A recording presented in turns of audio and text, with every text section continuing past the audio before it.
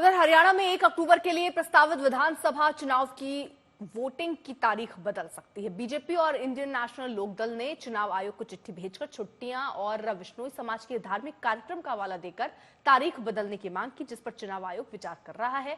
संभावना है कि चुनाव आयोग हरियाणा में 1 अक्टूबर के बजाय 7 या 8 अक्टूबर को वोटिंग कराए।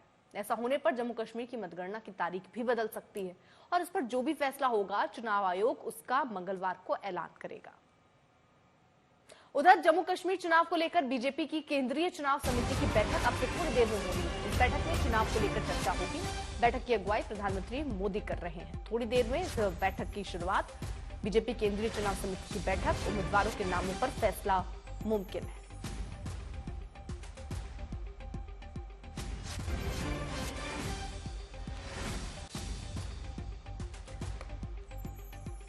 बीजेपी अध्यक्ष जेपी नड्डा बैठक के लिए पहुंचे हैं। ये तस्वीरें भी दिखा रहे हैं। बैठक में जम्मू कश्मीर चुनाव को लेकर चर्चा होनी है।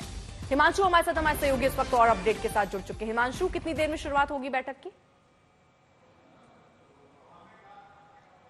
देखिए, अब से कुछ देर में प्रधानमंत्री नरेंद्र मोदी जो हैं वो बीजेपी दफ्तर में पहुंचेंगे और जेपी नड्डा जो बीजेपी के अध्यक्ष हैं उनकी अगुवाई के अंदर जो है ये बैठक होगी। और आज जम्मू कश्मीर की 90 सीटों के लिए जो है उम्मीदवारों के नामों को लेकर चर्चा होगी। और ये माना जा रहा है कि कल जो है जम्मू कश्मीर के उम्मीदवारों की जो पहली सूची है वो जारी हो सकती है। पहले और दूसरे चरण के उम्मीदवारों के नामों की घोषणा जो है वो संभव है और ये कहा जा सकता है कि लगभग 70 उम्मीदवारों के नामों की घोषणा जो है वो कल हो सकती है। लेकिन देखना यह है कि क्योंकि जम्मू कश्मीर में भारतीय जनता पार्टी ने जो है 2024 के लोकसभा चुनाव में 3 सीटों पर, जो घाटी की 3 सीटें हैं वहां पर अपने उम्मीदवारों को नहीं उतारा था। सिर्फ 2 जम्मू रीजन की जो सीटें हैं वहां पर जो है उम्मीदवारों के नामों की घोषणा की थी।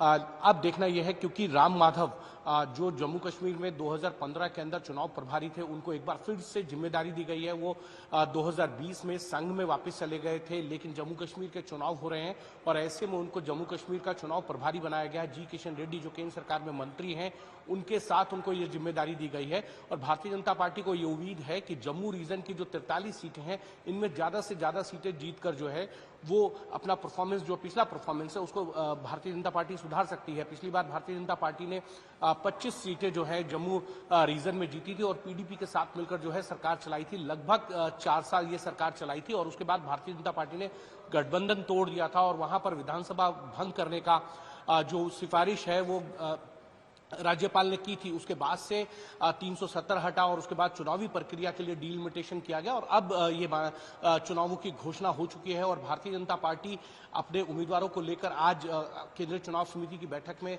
चर्चा भी करेगी। और कल ये माना जा रहा है कि कल तक जो है भारतीय जनता पार्टी के जम्मू कश्मीर के लिए पहली सूची जो है वो जारी हो सकती है। अर्पिता, बिल्कुल, बहुत बहुत शुक्रिया हिमांशु तमाम जानकारी के लिए।